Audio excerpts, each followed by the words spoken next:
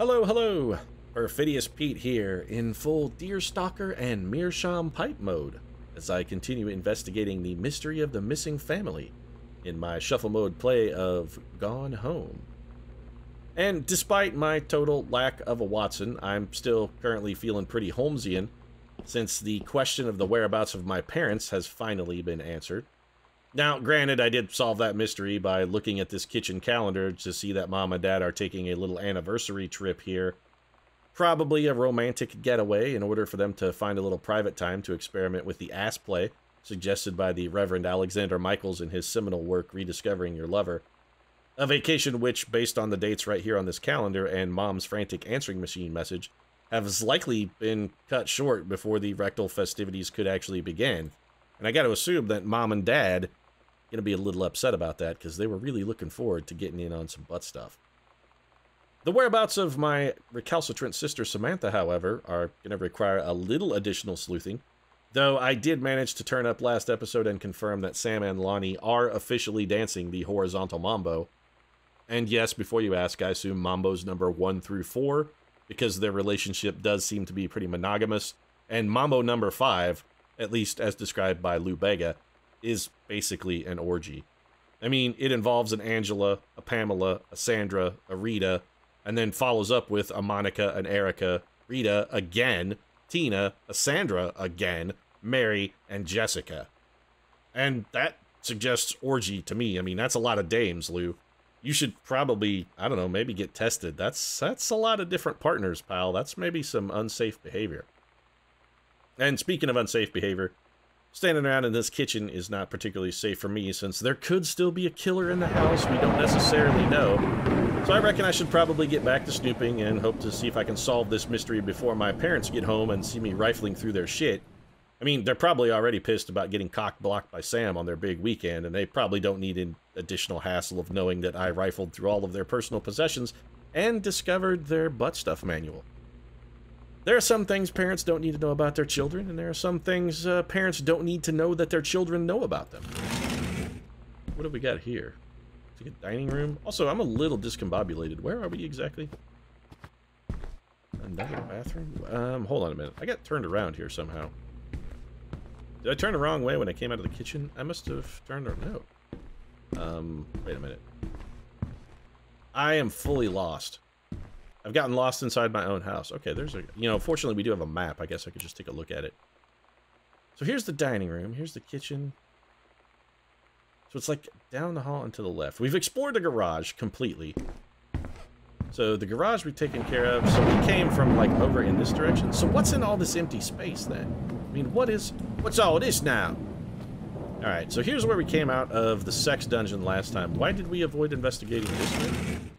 Did I just get attracted by the kitchen or something? Okay. Well, this is just a closet, so let's look for board games, because this... Sam, the skull was the coolest thing I found in Mexico, and it was like $3 American. I love it. Merry Christmas. Miss you. Heart, Lonnie. P.S. Treasure it always. I have to assume she was talking about the skull that we found on the mantle, the sort of Dia de los Muertos skull. Anything else in here? Nope. Wow, this is the most uninformative closet in the house. Every other single closet has been vastly more informative than that one. That was not enlightening at all. I mean, we assumed the Mexico thing was a souvenir. How many purses does Mom have? I really don't feel comfortable about rifling through my mother's purse. I really gotta say, this makes me uncomfortable. And this is something that I have a throwback on, because I personally don't like going through another person's purse. Even if they'll be like, hey, go get my purse and get me this. I simply absolutely refuse to put my hand in someone else's purse. That just seems creepily intimate to me and something I'm not comfortable sharing with even members of my own family. Manual for Forestry Research and Education, Revision 6, Tacoma County Forestry Service. Yeah, whatever. So it's just not important is what it is. Let's set that down. There is a note here. Hi, Jan. I got 2 tickets for EWF on Thursday, but my girlfriend says she doesn't want to go. Her taste in music rears its ugly head again. So that leaves me with an extra ticket that I thought you might be interested in. More than clearing brush in the freezing rain, right, Rick? So, is there a date on this note? 2 tickets for Earth, Wind, and Fire on Thursday. Well, we know Mom went because she had the ticket stub. My question is, did the $120 she spent on hair care and supplies, was that for her new Ranger Rick boy toy, or was that for Dad before they went on their little romantic getaway? See, now I'm beginning to wonder. Okay. Well, we have a new champion for least informative closet in the mansion. This one, although technically I'm not sure this is actually a closet, it's more of a pantry. Or a cubby. I don't know what the actual word is for a place you store dishes. I know there is a word for that little area, but I don't remember what it is. Okay, so it looks like Sam went to the Rome here, Vatican City. Hi, Mom and Dad. And Sam. The Vatican is weird. As you can see, the Catholic Church still has a lot of money left over from the Middle Ages. I've got to see all of the art, including the Sistine Chapel ceiling and the sculptures by Michelangelo, Donatello, and the rest of the Ninja Turtles. Very fucking droll. Mom will have to come back together. I would love to be here with someone who really appreciates the history behind everything. Also, Sam, they have various relics, as in pieces of important dead people, so you should probably come too. Next stop, Barcelona. Calm down, Dad. I won't get gored by a bull. Probably. Love, Katie. God, no butts in heaven. Okay. Sure. I guess he's banishing the ass. That's fine. So, Katie is not nearly as creative as her sister. That's what we've come to find out. A copy of Sam's Revolutionary magazine that we've already looked at. What's in this folder? Well, I guess we can't... Oh, here's a note. All right. Sam, since you refused to hear us out this afternoon, your mother and I are putting this in writing so that we are absolutely clear. You are grounded for the rest of the month from social and telephone privileges and from using your car for anything except going to and from school. We understand what you are going through, but we can't allow you to continue with this kind of behavior at school, and clearly one of your privileges are... Once your privileges are reinstated, we can't allow you to have your bedroom door closed while Lonnie is at the house. This is the last word on the matter. Get back on course so this won't have to happen again. Dad. Disciplinary referral. So Sam got what? Like detention? Distributing inappropriate materials on school grounds. We'll call to students' parents out of school suspension in April. Interesting. I had an interesting talk with Mom and Dad tonight. One you were never gonna need to have. I mean, you've known, right? I've known. I've known since, like, She-Ra. Mom and Dad didn't, I guess. But they saw the zine and the stuff on the locker, and they were like, is there something we should know about you and Lonnie? And so here's the thing. I was prepared for them to be mad, or disappointed, or start crying, or something. But they were just in denial. You're too young to know what you want. You and Lonnie are just good friends. You just haven't met the right boy. It's a phase. That's what I didn't see coming. Yeah, your parents are in denial, that's fine. They wouldn't even respect me enough to believe me. Well, joke's on them, because they're in for one very long phase. Alright, so clearly some tensions between Samantha and her parents about her sexual proclivities, but, kind of got to side with Sam on this one. I mean, whatever floats your boat, whatever trips your hammer. Any port in a storm. That's always been my philosophy at any rate. So this is a completely empty drawer. Alright, so clearly tensions are mounting between Samantha and her parents, which leads me to suspect that she probably has, in fact, run away with Lonnie. And, you know, if her parents are going to try and put the kibosh on her whole orientation, who's to say she's clearly in the wrong? I mean, her parents are her parents, and yeah, she's still a minor, but she's entitled to love who she wants to love. Alright, so we got another note from Carol here. First off, congratulations, Janice Greenbriar, Regional Director. And I say congratulations because, come on, you're going to take the job, right? What are you waiting for? An engraved invitation? Call them back. But in the meantime, let's discuss this little outing you had with our favorite flannel-clad hunk. What a blast, but you sound like you're reading a lot into an innocent night out. You're sure there's something there? You said he has an out-of-town girlfriend. You're sure they're not serious? Okay, so we have to figure out when we'll see each other next in person. Enough with the letters. I owe you a congratulatory margarita, boss lady, soon. Art Carol. All right. So clearly Carol's on the same track as me. She wants to know what the situation here is with the whole Ranger Rick thing. Because I gotta say, I'm not really down with the marital infidelity, Mom. That's not cool. Don't toy with people's emotions like that. If you're not into your husband anymore, you gotta let him know. You gotta tell him. Be honest with him. Say, hey, I'm not into you anymore, and there's this dude at work that I totally want to bone. So maybe we should dissolve this whole relationship thing we got going here. Don't fucking string him along and stab him in the back. That's some Shakespearean levels of betrayal right there. That's not cool, Mom. Not cool at all. The Accidental Warrior. Don't Give Up on This Honey by Terrence L. Greenbriar.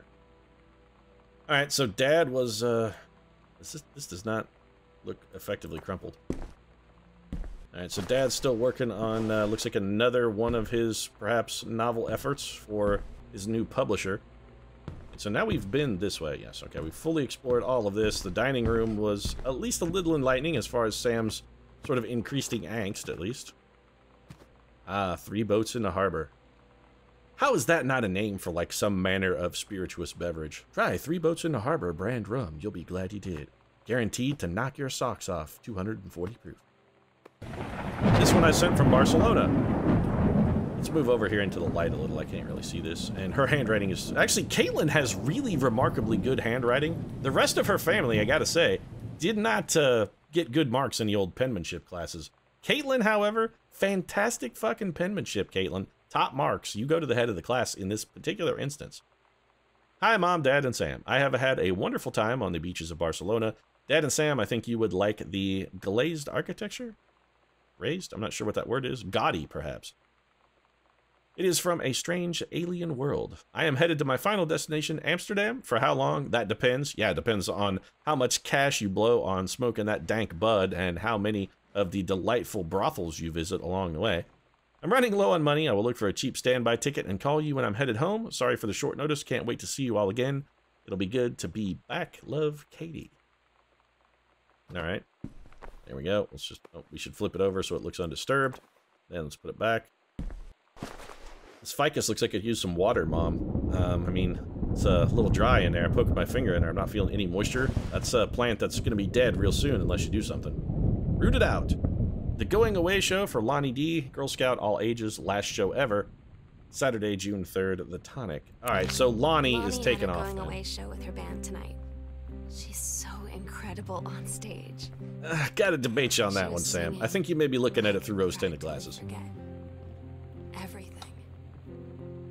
That we only had 48 hours left.